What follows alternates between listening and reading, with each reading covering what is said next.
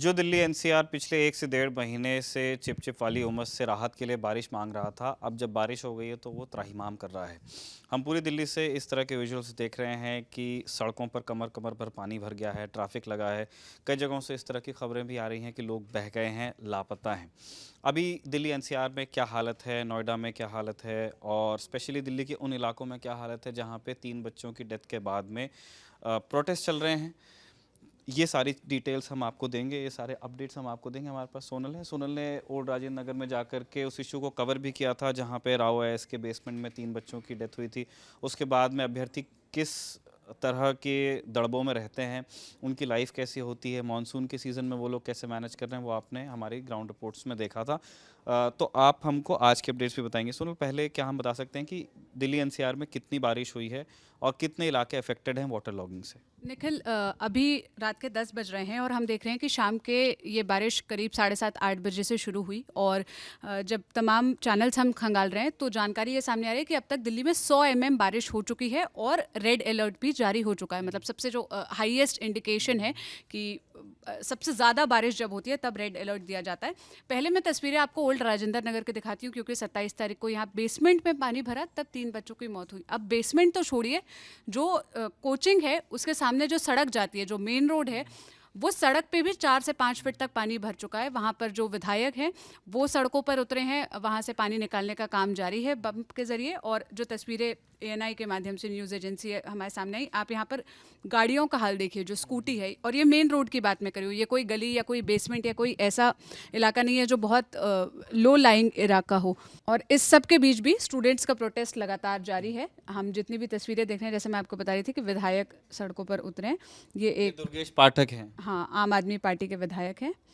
ये भी वहाँ पर उतरे हुए हैं। आप पीछे देख रहे होंगे कि पंप के जरिए पानी निकालने का काम जारी है। और ये पानी आखिर भरा क्यों, मतलब सड़कों पर इतना पानी क्यों भर गया है? 3-4 घंटे की बारिश क्या इतनी ज़्यादा थी? तो उसका जवाब ये है कि वहाँ पर सीवेज प्रॉपर नहीं है। मतलब वो सारा ड्रेनेज ब्लॉक है जिस वजह से पानी सड़कों पर है। और बेसमेंट में पानी जाने का रीज़न भी यही था कि सीवेज प्रॉपर नहीं है, इसलिए सड़कों पर पानी आता है और वो पानी फिर निकलने का कोई भी रास्ता जब है नहीं तो वो ब्लॉकेज क्रिएट होता है। सीवेज तो सीवेज, और हम लोग नेशनल कैपिटल में हैं, लेकिन यहाँ सीवेज सिस्टम और स्टॉर्म वाटर ड्रेन्स क्या होती हैं उतना, किसको क्या कहते हैं ना, उतने लफड़े में हमारे सिटी प्लानर्स पढ़ते नहीं हैं। उनके लिए बस नाली मतलब नाली, उसके अंदर सीवेज भी जाएगा, उसके अंदर बारिश का पानी भी जाएगा। और वो बाबा आदम के ज़माने की प्लानिंग है। और ये मैं कोई व्यंग में नहीं कह रहा हूँ। आप नोएडा में हम लोगों का ऑफिस है, आप दिल्ली के किसी भी इलाके में, पार्लियामेंट हाउस से इस तरह की तस्वीर आई थी कि वहाँ पे भी जो सिक्योरिटी है और वहाँ पे कुछ डिग्नेटरीज़ हैं, वो लोग भी अपने चप चप चप चप करते हुए जाते दिखे। वो वाले विजुअल्स भी हमने देखे हैं। अभी हम कौन सा विजुअल दिखा रहे हैं? विजुअल भी हम ओल्ड राजेंद्र नगर का ही दिखा रहे हैं, जहाँ पर स्टूडेंट्स, करीब 2 लाख स्टूडेंट इस इलाके में रहते हैं, पढ़ते हैं। और आप देखिए वो जहाँ खड़े हैं उसके कोचिंग के जो फर्स्ट फ्लोर है, ग्राउंड फ्लोर है, उसका हाल देखिए। मतलब इतना पानी गिर रहा है कि यहाँ जो भी बेसमेंट होगा वो पानी से भर चुका होगा अब तक। और उस दिन तो 3-4 से 6 से 7 फीट पानी बताया। 12 फीट, 12 फीट। 12 फीट शुरुआत में 3-4 फीट और फिर वो 6 फीट हुआ और फिर 12 फीट तक रात 1 बजे तक आ गया था। ये तो अभी 1 घंटे बाद ही हमें लगता है कि 12 फीट भरने में समय नहीं लगेगा। आप बता रहे थे कि ये भी खबर आई कि एक महिला और एक बच्चा आईएनएस के हवाले से है, अभी इसको कंफर्म होना। आईएनएस एक न्यूज़ एजेंसी है, उनके हवाले से हमको भी पता चला है। उन्होंने एक एक्स पे पोस्ट डाला है, उसमें लिखा है कि ये ईस्ट दिल्ली में हुआ है, मयूर विहार फेज़ 3 में, जहाँ पे एक महिला और एक बच्चा, ये इनके बारे में मान के चला जा रहा है कि ये एक नाली में बह गए हैं और इनके लिए एक रेस्क्यू ऑपरेशन अभी चलाया जा रहा है। अभी रिट्रीव नहीं किया जा सका है जो बॉडीज़ हैं उनको।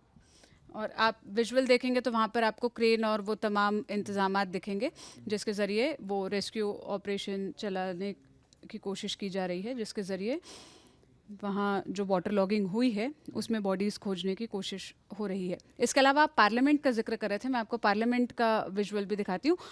ये प्रेस क्लब ऑफ इंडिया ने ट्वीट किया है कि प्रेस क्लब के सामने भी काफ़ी वाटर लॉगिंग है और उन्होंने अपील की है कि आप लोग अपने घर पर ही रहें। इस तरह प्रेस क्लब के अंदर जो काम होता है वो चल रहा है, वैसी तस्वीरें भी आई हैं, वो हम नहीं दिखा सकते, लेकिन प्रेस क्लब के बाहर पानी भरा हुआ है। पार्लियामेंट की पिक्चर्स हमारे पास। पार्लियामेंट की पिक्चर, और ये कांग्रेस जो नेता है सुरेंद्र राजपूत, इन्होंने ट्वीट कर के सरकार पर तंज भी कसा है, कहा है कि ये नई संसद है, यहाँ पर भी प्रधानमंत्री नरेंद्र मोदी की कृपा बह रही है। आप संसद का पहले तो ये विजुअल देखिए, मतलब ये मकर द्वार है जहाँ से हम रोज़ देखते हैं कि जो मेन एंट्री है। हाँ, जहाँ से निकलते हैं, बाइट देते हैं, मीडिया जहाँ, मतलब जहाँ लास्ट मीडिया का एक्सेस है, उसके सामने का ये हाल है। और ये 8:30-9 बजे की तस्वीरें हैं, जब पानी बरसना शुरू हुआ था, 1-1.5 घंटे ही हुए थे।